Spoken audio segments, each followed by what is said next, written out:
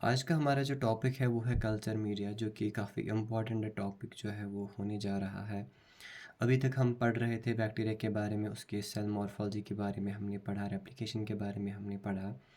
और ये मैंने आपको इससे पहले भी कहा कि अगर हमें बैक्टीरिया को एक इंसान की बॉडी से बाहर निकालना है, लैब के अंदर हमें देखना है किस टाइप का बैक्टीरिया है, तो बाहर लैब के अंदर हमारे पास एक ऐसा मीडिया होना चाहिए जिस मीडिया के अंदर हम इस बैक्टीरिया को ग्रो करा सकते हैं। ठीक है।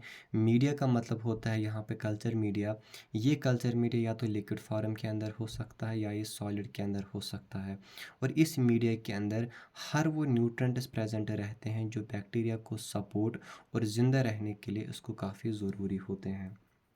यहाँ पे अगर ये कल्चर मीडिया लिक्विड फार्म के अंदर प्रेजेंट हुआ तो इसको हम ब्रॉथ बोलते हैं। अगर ये सॉलिड के अंदर प्रेजेंट हुआ तो इसको हम अगार बोलते हैं। ठीक है। दोनों में क्या डिफरेंस है आगे अच्छे से इसको हम समझेंगे। तो इतना अभी हमें याद रखना है कि कल्चर मीडिया जो है इसकी हेल्प से ही हम बैक्टीरिया को जो है वो सपोर्ट देते हैं ताकि वो बाहर जो है ग्रो और वहाँ पे सर्वाइव कर सके। ठीक है।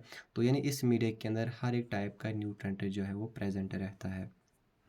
उसके बाद अगर हम देखेंगे इस कल्चर मीडिया के अंदर क्या क्या प्रेजेंट रहता है, यानी constituents constituents of culture media. तो इस मीडिया के अंदर क्या क्या प्रेजेंट होता है जो बैक्टीरिया को ज़रूरत पड़ जाता है, तो क्या क्या इसमें प्रेजेंट रहता है इस मीडिया के अंदर। तो सबसे पहला इसके अंदर प्रेजेंट होता है वो है वाटर।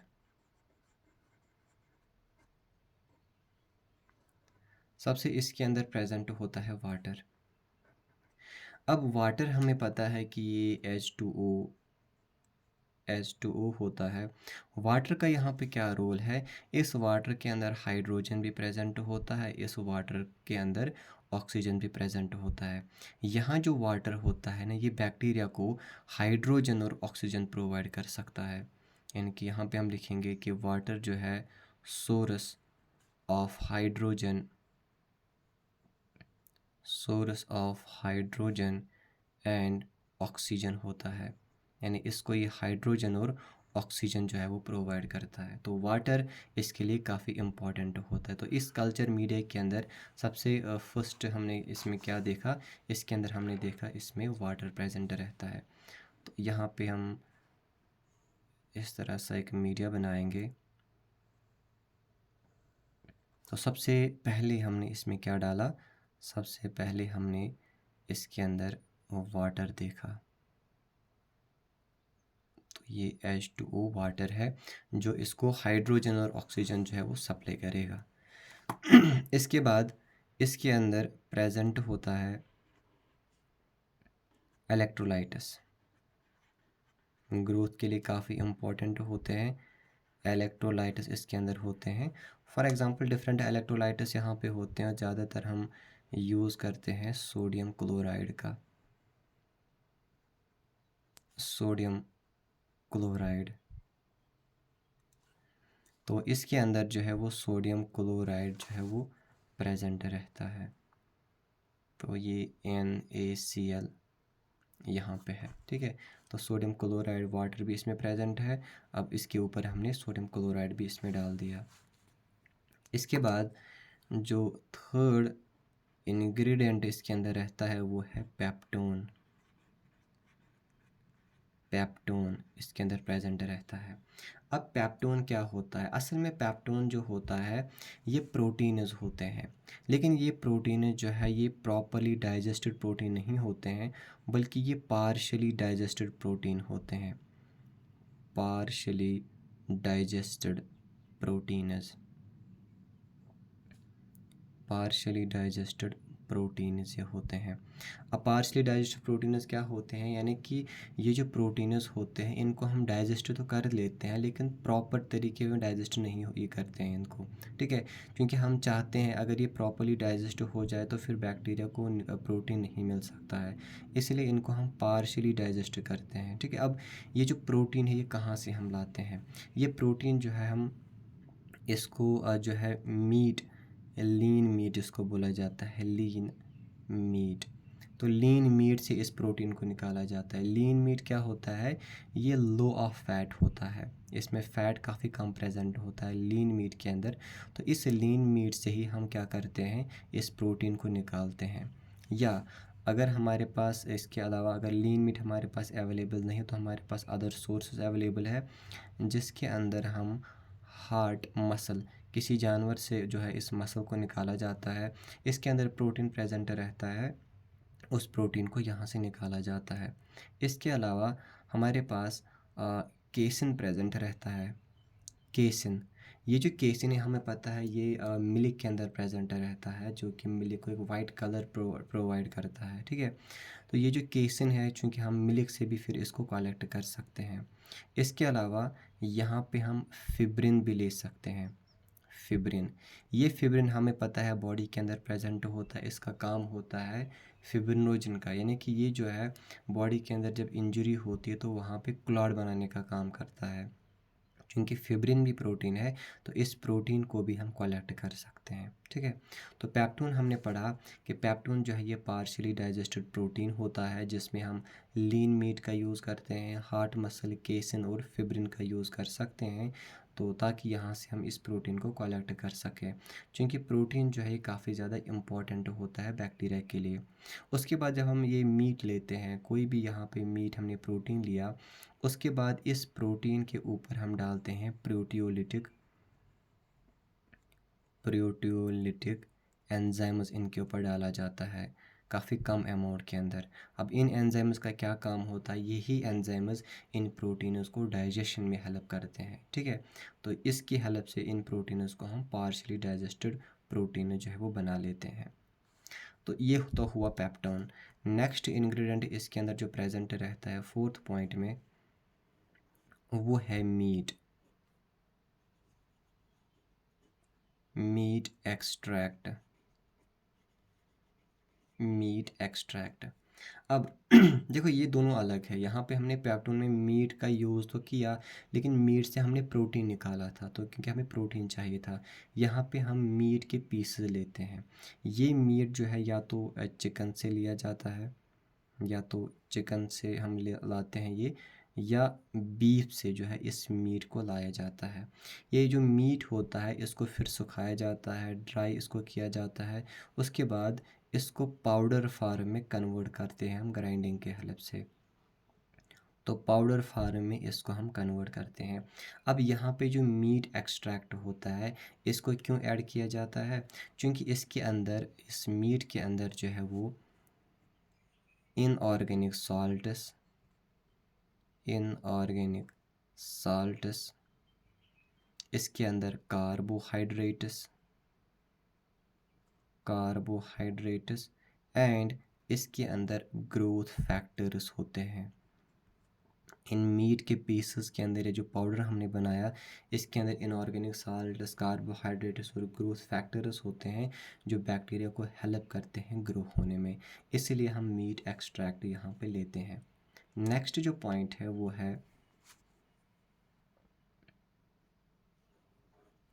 वो है ब्लड और सीरम। ब्लड और सीरम, तो नेक्स्ट हमारा जो है वो, या तो हम ब्लड को समटाइम्स यूज़ कर लेते हैं, या हम यहाँ पे सीरम का यूज़ कर लेते हैं। तो हर एक के अंदर हम ब्लड और सीरम का यूज़ नहीं कर लेते हैं, ठीक है। अगर हम ब्लड और सीरम का यूज़ नहीं भी करेंगे तब भी जो है बैक्टीरिया को ग्रो हम कर सकते हैं। ये जो ब्लड और सीरम होता है ना, यहाँ पे हम लिख सकते हैं they are used they are used for enriching culture media. यानी ब्लड और सीरम का क्या काम होता है, ये इस मीडिया को एनरिच करते हैं, इनको फर्दर जो है वो न्यूट्रिएंट्स प्रोवाइड करते हैं, या तो ब्लड या हमारा सीरम जो कि ब्लड के अंदर ही प्रेजेंट रहता है। इसके अलावा कुछ बैक्टीरिया होते हैं जिनको हम बोलते हैं फास्टिडियस बैक्टीरियाज। Fastidious bacteria. अब ये कौन से बैक्टीरिया होते हैं? ये वो बैक्टीरिया होते हैं जिनको काफ़ी कम्प्लेक्स न्यूट्रिएंट्स की ज़रूरत पड़ती है। इनको अगर हम ये न्यूट्रिएंट्स देंगे, water, electrolytes, peptone, meat extract, इसके अंदर ये ग्रो नहीं कर पाते हैं। ये सारे इसको चाहिए, लेकिन इसके अलावा इसको फर्दर न्यूट्रिएंट्स चाहिए। तो इस बैक्टीरिया को, फास्टिडियस बैक्टीरिया को ग्रो करने के लिए हम यहाँ पे ब्लड या सीरम का ऐड करते हैं, क्योंकि इस ब्लड सीरम के अंदर काफ़ी सारे न्यूट्रिएंट्स प्रेजेंट रहते हैं जो इस बैक्टीरिया को ग्रो करने में हेल्प कर देते हैं। अब ये जो ब्लड है ये ब्लड यूजुअली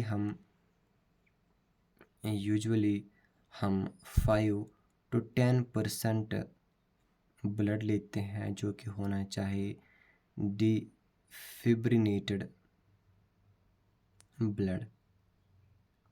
तो इसमें हम 5 to 10% ही ब्लड यूज़ कर लेते हैं इस मीडिया के अंदर, जो कि डिफिब्रिनेटेड होना चाहिए। इसका मतलब इसके अंदर जो फिब्रिन नाम का प्रोटीन है वो एब्सेंट होना चाहिए, क्योंकि अगर इसमें फिब्रिन प्रेजेंट होगा तो ये ब्लड जो है ये क्लॉट हो सकता है।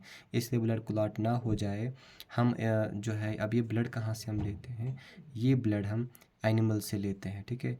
यहाँ पे शीप का यूज़ हो जाता है, यहाँ पे हॉर्स से हम इसको लेते हैं, यहाँ पे ऑक्स से लिया जाता है, यहाँ पे ह्यूमन से भी लिया जा सकता है, लेकिन काफ़ी कम इस चीज़ का यूज़ हम करते हैं। ज़्यादातर या तो शीप से ब्लड को निकाला जाता है या हॉर्स को निकाला जाता है।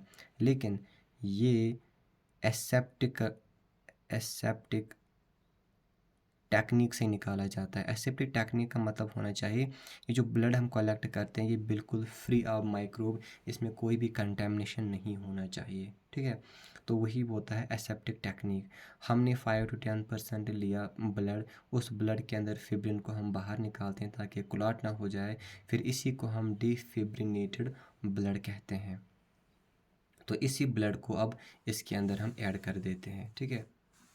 यहाँ पे हमने वाटर ऐड किया, उसके बाद NaCl ऐड किया, उसके बाद इसके ऊपर हम पेप्टोन ऐड कर देते हैं, पेप्टोन ऐड कर देते हैं।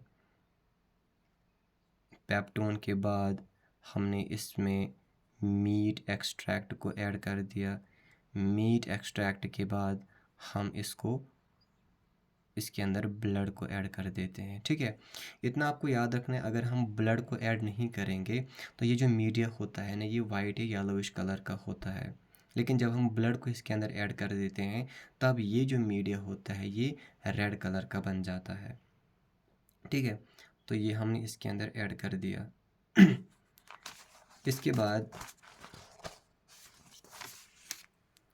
जो 6th इंग्रेडिएंट इसके अंदर जाता है,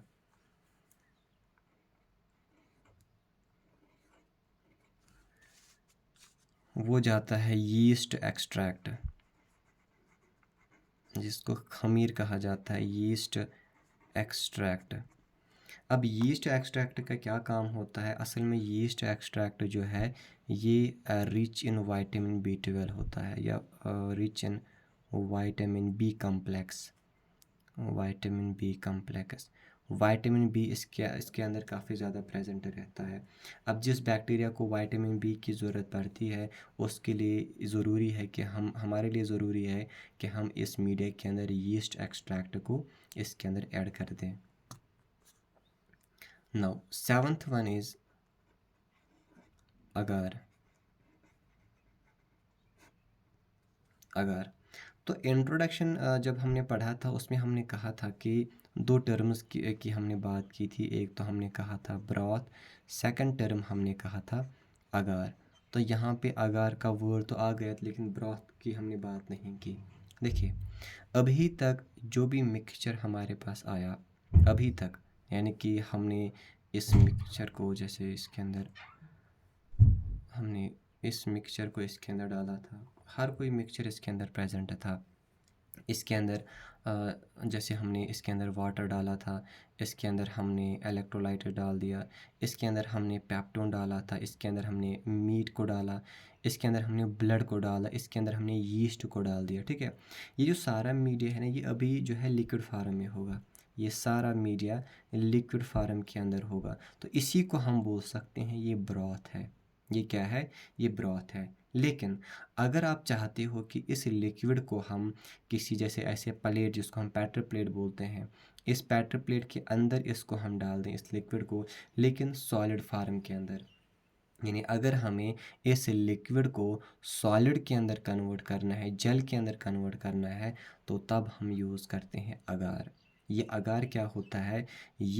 सॉलिडिफाइंग ये सॉलिडिफाइंग एजेंट होता है। यानी इससे हम इस लिक्विड को सॉलिडिफाई करते हैं, सॉलिड या जल के अंदर कन्वर्ट कर देते हैं।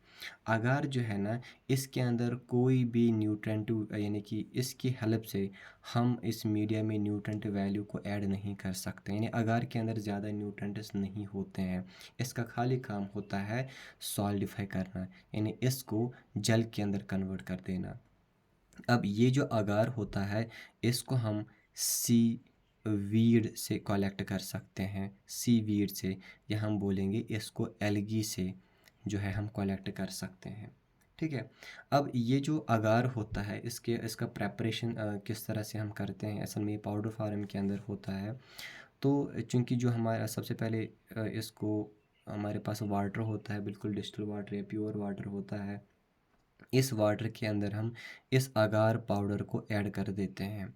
तो ऐड करने के बाद हम इन दोनों का क्या करते हैं, इनको हम बॉईल करते हैं। बॉईल इसलिए करते हैं ताकि अगार जो है वो मेल्ट हो जाए। तो ये अगार जो है 98 डिग्री सेल्सियस पे क्या हो जाता है, ये मेल्ट हो जाता है।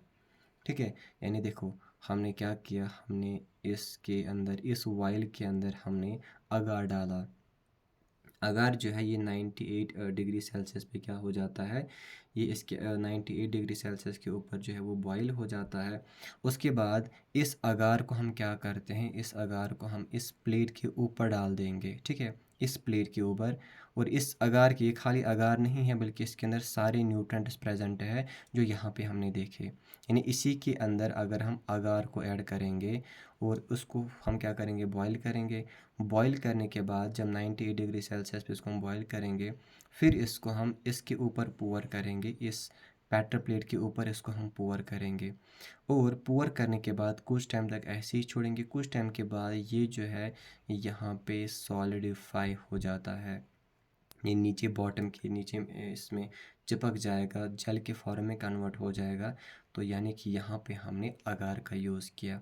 यही डिफरेंस है अगार और इसके अंदर ब्रॉथ के अंदर। तो अगर हम इस मिक्सचर के अंदर अगार को बाहर निकालेंगे तो ये बन जाता है ब्रॉथ। लेकिन जब हम अगार को ऐड कर देते हैं तब इसको हम अगार मीडिया बोलते हैं। अगार का खाली काम क्या होता है, चीज़ों को सॉलिडिफाई करना। ठीक है, इसको जो है सॉलिड के अंदर कन्वर्ट कर देना।